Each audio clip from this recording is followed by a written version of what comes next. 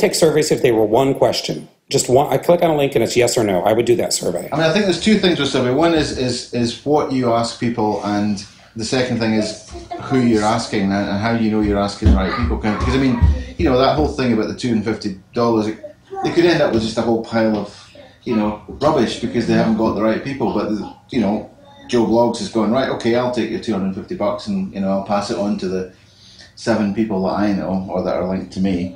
How do we know we're talking to the right people or asking the right people the right questions? And that's the kind of the big question really about all of this. I just think it takes a lot more money to buy people's opinion and or advice nowadays. I have a friend that runs an Indian restaurant in Denver, and they put up a contest on their Facebook page that you could get a free dinner for up to $100 if you left a story. And they had about 2,000 fans on their Facebook page.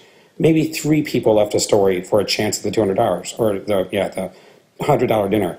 And he said, what am I going to do? I said, dude, I think that's ridiculous. I would not take time to write a story about dinner at your restaurant for a chance at $200. Now, give away dinner up to $100 every week for a year, and you'll get more than enough stories. They changed it, and they did that. They got, I don't know, 300 stories.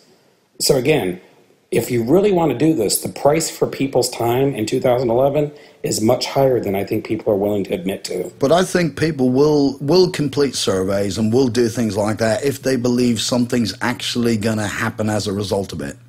So if for example, say we sent out this State of the Nation survey a couple of years ago now.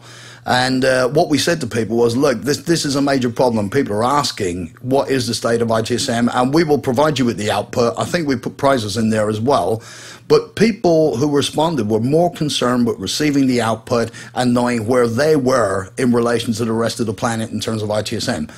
And that's why they completed the survey. Now, I'll do the same thing. If I believe someone will take action, if I complain on a survey, or if there's something good going to come out of it, or I get some value from it, I'll complete it. Otherwise, I'll just ignore it. Or they get something else as part of it. I mean, one of the things that I was looking at a while ago was, you know, some kind of model where you actually gave them ongoing advice or support or benchmarking, whatever. You know, I mean, as you know, Pat, we've been trying to do this for a long time to get the right kind of information back to the right people, and it's you know, if it was easy, we'd have done it 4 or 5 years ago.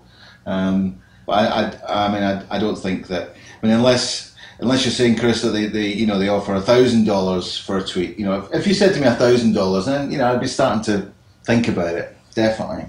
$2,000 done, you know. But what next? What next? I struggle with that. So I struggle with that. And let me give you an example. Let's say just we as Hornbill, someone